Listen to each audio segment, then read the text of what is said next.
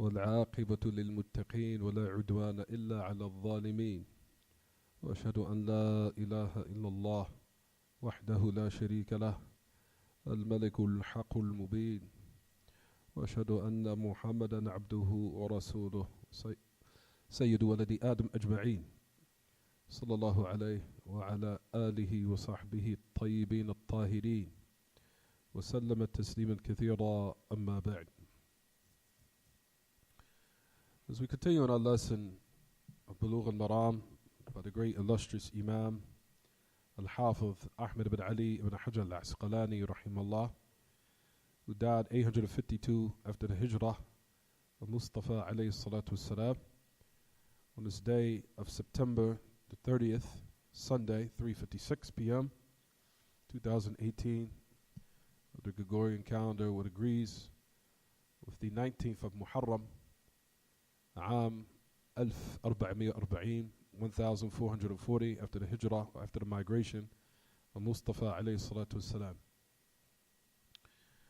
And we return back to the alhamdulillah, by the fadl of Allah, الذي تتم بنعمته الصالحات, as we almost completed the chapter, and I think there's only maybe one hadith, two hadith left in the chapter. That's it. Oh, about three hadith now. About three. And after that, alhamdulillah, by the fadl of Allah, we completed the chapter of Kitab al-Nikah, where we were actually discussing, and just to backtrack a little bit, sisters,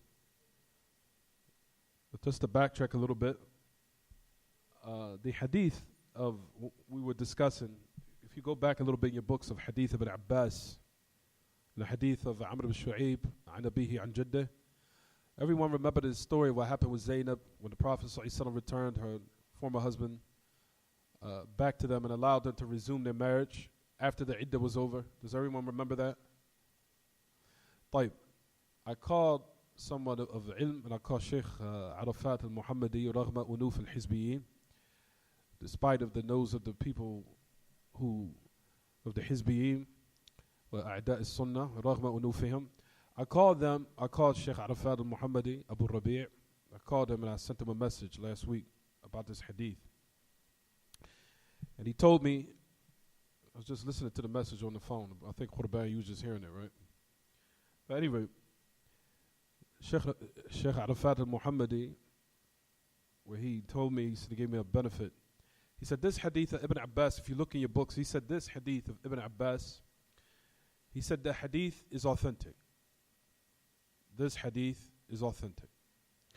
We said last lesson, what did we say? We said that this was the position of who? Shaykh al-Islam Taymiyyah and Ibn al-Qayyim, his tilmith Ibn al-Qayyim. Right, everyone? Didn't we say that? Everyone following me? We said that it was that the narration said that after the iddah was over of Zainab, after 6 years, the Prophet ﷺ returned Abu al-As back to his daughter Zainab radiallahu anha. After the iddah was over, he became Muslim, and they resumed their marriage after how many years? 6 years. Right, everyone? طيب. We said that was the position of Shaykh al-Islam and his tilmith, or his student Ibn al-Qayyim. طيب. Then we have the next narration after that, which was what, everyone? Amr ibn Shu'aib an abihi an jaddah. Well, we said that the Messenger of Allah did return Zainab back to Abu al-As ibn Rabi' with a new marriage contract. And we said that this was the position of the majority of the scholars. From them is At-Tirmidhi, rahimahullah. طيب.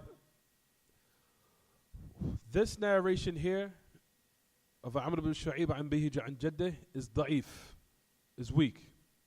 Right, everyone? This hadith is da'if. Is even when I spoke to Sheikh Arafat, which even Sheikh Salih Fawzan said the exact same thing. This narration is weak.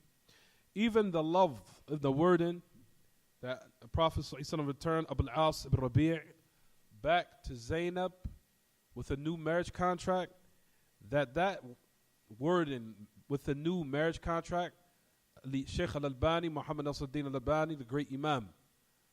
The Imam Al-Albani mentioned in his book called Irwa Al-Ghalil that he said that particular wording is weak. He says munkara. He says munkar. He said that is what? Is munkar, meaning that it's weak. Munkar means how it opposes the authentic text. Munkar. That the actual text in this particular narration has nakara in the matan. That it has what's in opposition to what's authentic. So that particular word is not accepted. That the Prophet ﷺ married Zainab back to Abu al-As with a new marriage contract. That word in the hadith is rejected. He said because it's munkar. The Imam Al-Albani mentioned in Irwa Al-Ghalil في تخريج أحاديث منار السبيل. He did a takhrij of that tremendous book, and he said that particular wording is weak with a new marriage contract. So based upon that, what will we sum up from this? What will we gather from this? That basically Shaykh al-Islam Taymiyyah, his position is strong, because that is what this narration of Amr al-Shu'ayb, of what Tirmidhi used, is da'if, and now we know da'if does not oppose what? As-sahih, what is authentic, right? Is everybody with me so far? Tayyib. Here's the problem though. This is just to add on the benefit, just an extra side benefit. Everything remains intact to what we just mentioned, alhamdulillah. We're going to add on a little bit. However, even though the position of Shaykh al-Islam is strong, and its position of Ibn al-Qayyim is strong, no doubt. However, Ahl Ilm, even Al-Hafidh ibn Hajar himself, you will find that he mentioned this after what is authentic. What we gather from this is to say, there was certain questions that people said in regards to this narration. For they say, for example, the Prophet ﷺ returned Zainab back to her former husband after 6 years. Tayyib, we have the text from the Prophet ﷺ which is clear. Even though that's clear, you'll still find that the Jumhur used the narration to say that they need to still renew the marriage contract, even though the iddah is over. They mention this and take this position for precautionary measures. He said that's only just to keep as a precaution. So the hadith of Amr al-Shu'ayb, even though it's da'if, even though you'll find they say the majority of the scholars are upon that narration, or they said that the action is applied, which is in this narration, even though it's weak, they said that the reason why they take this position of that a man marries his ex-wife because she became Muslim, he became Muslim after iddah was over, that's a precautionary measure. So it wouldn't cause a lot of problems. For example, what's the problems? Because some person would say, well, tell you, what problem? What do you mean? What's the problems? So then Sheikh Arafat, he mentioned to me, he said the problem is, for example, in the story of what happened with Zainab and her husband Abu al-As, it said that the Prophet ﷺ returned Abu al-As back to Zainab after the iddah was over, and he became Muslim. Tayyib. That meant that the marriage contract still necessitated was what? It was still valid. Right or wrong? If you look to the story of Ibn Abbas, that necessitated that even though the iddah was over, right? And this was the problem why the Jumhur, why the majority had answered those who took this position. This is what they said. Tayyib, if the iddah, she completed her iddah. She did 3 months. The iddah was over because she became Muslim. Then Abu al-As later, after the iddah was over, became Muslim. And he went back to her. That necessitates what? That marriage contract for 6 years was still what? Valid. And that's the problem, they say. So they say now, from the answers that the majority of the scholars ask, they say to them, Tayyib, if this is the case, if the marriage contract is still valid, how can she get married even though the contract is still valid after all these years? That's one of the questions that they said about this narration. That's one of the questions. Like for 6 years, so when is it truly the iddah over? When is it truly? That's some of the questions that they ask the majority, which is Tirmidhi. Tirmidhi is from the majority. He asks, when is the iddah actually over to say that she can get remarried again to another man? Let's just say she wanted to marry another man. Here, based upon the narration of Ibn Abbas, is what? That necessitates that her marriage contract has never It never ended. Because she just resumed it. So that was the problem that they said in this narration. That's the reason why they said that the Jamhur, or the majority, say as a precautionary measure, they should still what? Renew the contract. That's the position that Tirmidhi took in the majority of scholars. They say that this narration, even though it's weak, but the fact that the marriage contract being renewed has more precision. It makes it more, what's the word I'm looking for? Not more valid, but it makes it more organized where there's it removes the different discrepancies. It removes the confusion. It keeps everything clear and straight. And it keeps everything systematic. Is it clear what I'm saying? So now when a woman now wants to remarry, and let's just say now, based upon now what we mentioned, even though they declared it da'if, that would now remove the problem. To say that now her iddah was absolutely over. So now she has a choice. What if she doesn't want to return back to her ex-husband that was a kafir at first, then he became Muslim? All right, I'm back, babe. Let's resume our marriage. Okay. The woman might not want to go back to him. Isn't that not a probability? Sisters, are you with me? Is that not a probability or not? So based upon that, we said to remove that problem, we will apply the situation of what the majority of scholars say in order to remove those different probabilities. Because now it gives the woman, allows her to have her what? Her own choice. To whether or not she wants. If she wanted to, of course, we were okay. If she wants to go back to her former husband that became Muslim, let's just do it with a new contract. And it gives her now the option to say now that if she wanted to marry another man, she had that option now too. That's based upon the position of the majority. So now it removes all the problems now.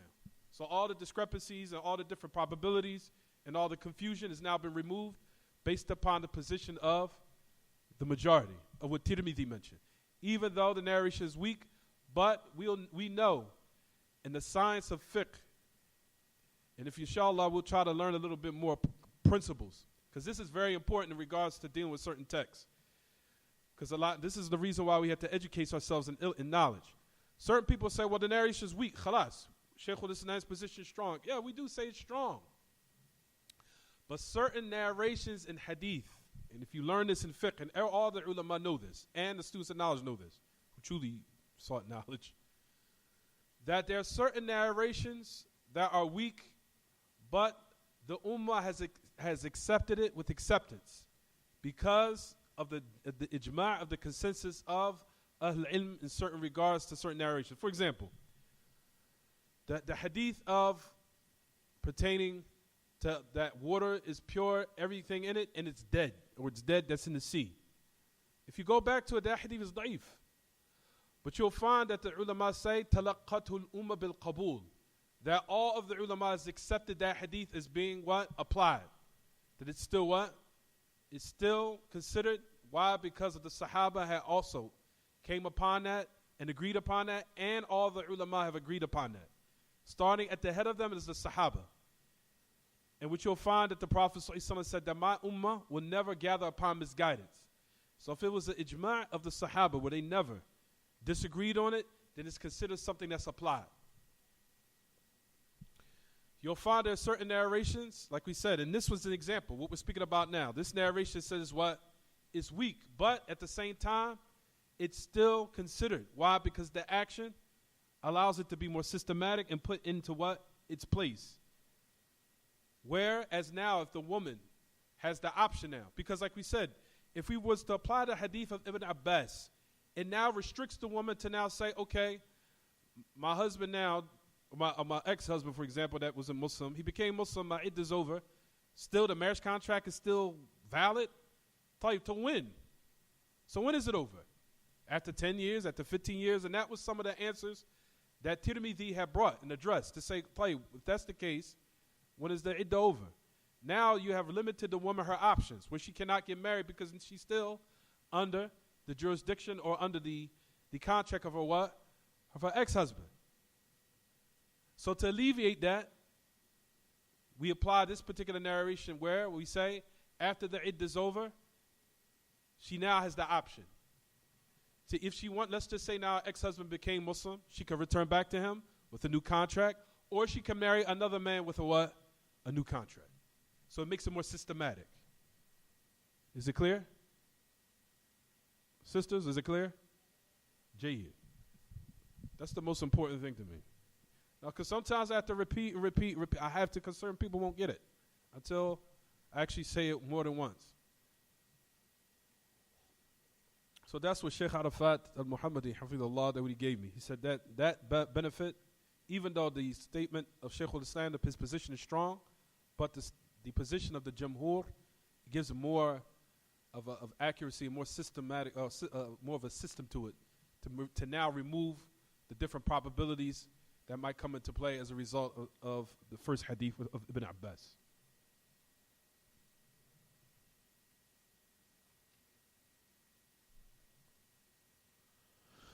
طيب, we talked about the hadith of Zayd ibn Ka'b ibn Ujrah.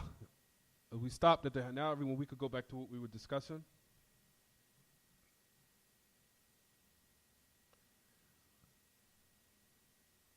On the authority of Zayd ibn Ka'b ibn Ujrah upon his father, that we talked about the hadith of the Prophet ﷺ of when he married a woman named Al-Aliyah from the tribe of Ghifar. فَلَمَّا دَخَلَتْ عَلَيْهِ, as we know, she says that when she came upon him, she removed her garment. And the Prophet ﷺ, like we said, seeing that lightness, which was considered like baras. Baras is a little bit lighter than another type of sickness. But anyway, I think they called it, what do they call it, sisters? That type of, when a person has that discoloration or pigmentation is a little bit off in their skin. What kind of sickness is that called again? Is it? I think they call it they do call it leprosy. I think it's called the Adhan too.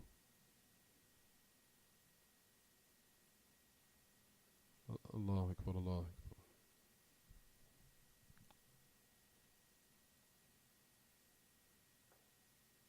Ashhadu an la ilaha illallah.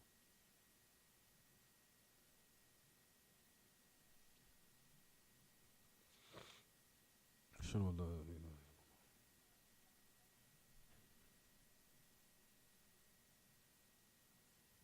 أشهد أن محمد رسول الله.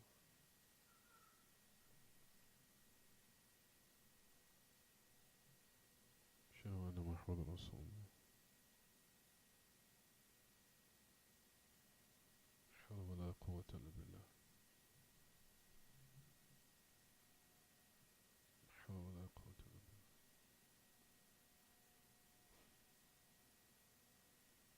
حول ولا قوة إلا بالله.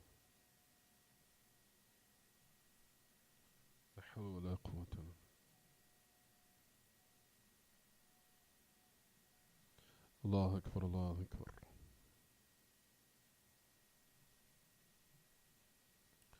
اللهم رب هذه الدعوة التامة والصلاة القائمة آت محمد الوسيلة والفضيلة وبعث مقام محمود الذي وعدته.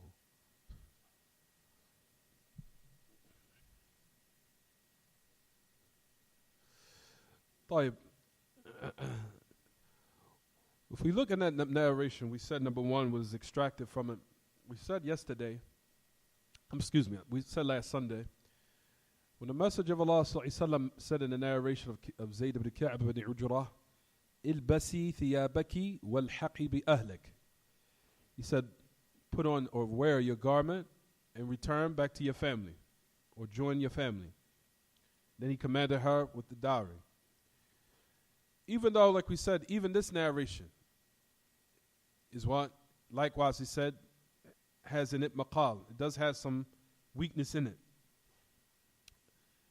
Because of and even Al-Hafidh ibn Hajar even elucidated towards what was the reason. He said there was in the isnad an individual named Jamil ibn Zayd. I don't know if it's in everyone's book, but it should be there. It says in the chain is an individual, his name is Jamil ibn Zayd, and he's not known. And also has been different upon his sheikh. A great difference. It doesn't mention that in your book. It's in there. Jayyid. So it's as if Al-Hafidh ibn Hajar is given the illah. He's given the hidden weakness in the isnad, that it has some type of weakness in it. However, there is, like we said, supporting authentic narrations where the Messenger of Allah made a statement such as, wear your garment and return back to your family. Whereas you'll find that we said that this statement necessitates what they call kinayatun anit talaq. Kinaya anit talaq. Words that necessitate divorce, but it's not a frank divorce. Words that necessitate divorce, but it's not a frank divorce. There is another authentic narration similar to this, but it's not in this context. It's another specific qadiyya. It's another case. And I think it's been Maria al-Qibtiyya when he divorced her. Maria al-Qibtiyya. But he never consummated with her. But at any rate, but the Messenger of Allah ﷺ, when he said this particular wording, return, or wear your garment, return back to your family. Ahl ilm had extracted from this and say that there are statements that call kinayatun anit talaq. Words that necessitate divorce, but it's not a frank divorce. Such as, for example, I cannot stand to be with you ever again. Like, for example, this is numerous examples you could give. Or, for example, I don't want to be under the roof with you ever again. If a person makes that statement, one has to check his niyyah. One has to ask. The husband has to be investigated. When you said that statement, was your intention by it divorce? Like, for example, another example. Remove yourself from my house. I don't even want to look at you. Or even if he's calm, for example, saying it in a more professional and a little bit more tactful way, how the Messenger of Allah did it. Like, wear your garment, return back to your family. One has to be investigated of the intention. When you said the statement, did you intend by it divorce or not? Because a person, for example, right now might say, he might be in a state of anger, and he says, for example, I don't want to look at you right now. Even though we shouldn't say these statements, we're just saying that it happens. The reason why we have to address it, because if it happens, what's the hukum for it? Islamically. We have to know. For example, I don't want to live in the same house with you again. Or I don't want to live with you under the same roof again. So a person makes the statement, one has to ask the man, when you made the statement, did you intend by it divorce or not? So when these type of statements which is called kinayatun anit talaq, words that necessitate divorce, what is took in consideration is what, everyone? Is the intention. And the one has to ask the husband, what did you intend when you said this statement? If a man said, for example, I just said I don't want to be next to you right now, or I don't want to be laying, I don't even want to talk to you right now, or I'm tired of this.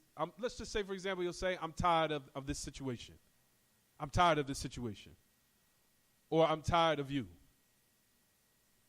Or I'm tired of being in the house with you. If he makes this statement, the man has to be asked, did you intend divorce? If he says yes, then it counts as a divorce.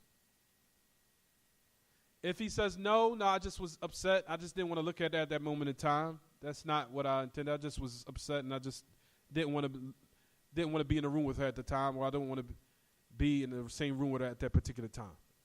It does not count as a divorce. But if he says it frankly, I divorce you, then that's a divorce.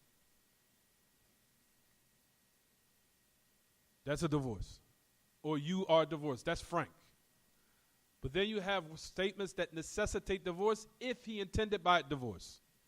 So when a sister, like we said, if a husband makes a statement like that, say, what did you intend? Did you intend divorce? Or did you intend something else? So the Messenger of Allah sallallahu alaihi wasallam in this particular narration, there's another narration like we said that supports this. He said, return back to your family. Where she understood that what? That he alayhi salatu wasalam wanted a what? A divorce. Even though it was not frankly pronounced in that manner, right? طيب.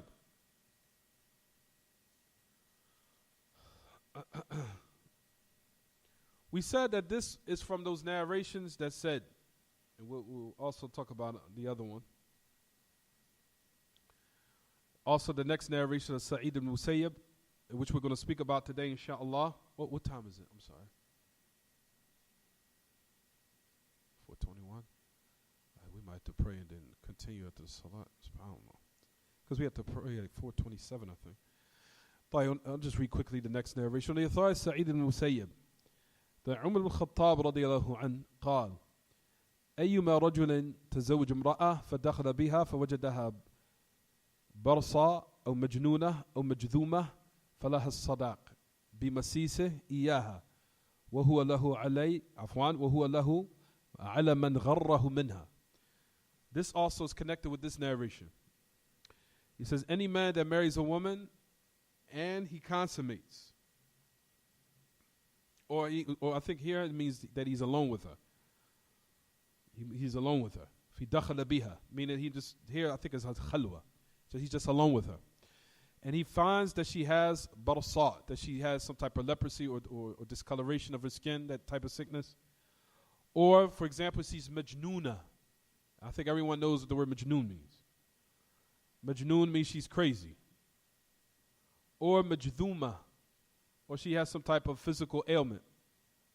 And I think they call it scabby ainge, where it's a lot of scabs. It's a type of sickness. May Allah protect us from it. Falaha sadaq. She says, for verily, belongs to her the dowry, due to him touching her, and what is for him upon the one who tricked him or fooled him, or did not clarify it to him. So it means all those meanings. Meaning that they knew, but he never was informed, or they tried to hide it. Is it clear so far what I'm saying? So this is the reason why they say that the Messenger of Allah had said this in the other narration. They said that he said, wear your clothes, return back to your family. Based upon the fact amongst the Arab, it was known of certain blemishes or certain type of blemishes or anything that is of a discrepancy physically or mentally or in as far as in health or in sickness that would cause some type of nufra, where it would cause the relationship to be affected, meaning the marital relationship, that it was incumbent upon the individual to clarify, as we said last week. A person has to clarify it. In every fashion, in every, you want to say, in every circumstance, they have to make it clear as the sun in the sky. They cannot now marry. Now, if the person did not know, that's what we'll talk about in a second. I think we probably have to wait till after the salat is over. What time is it now? We got 3 more minutes.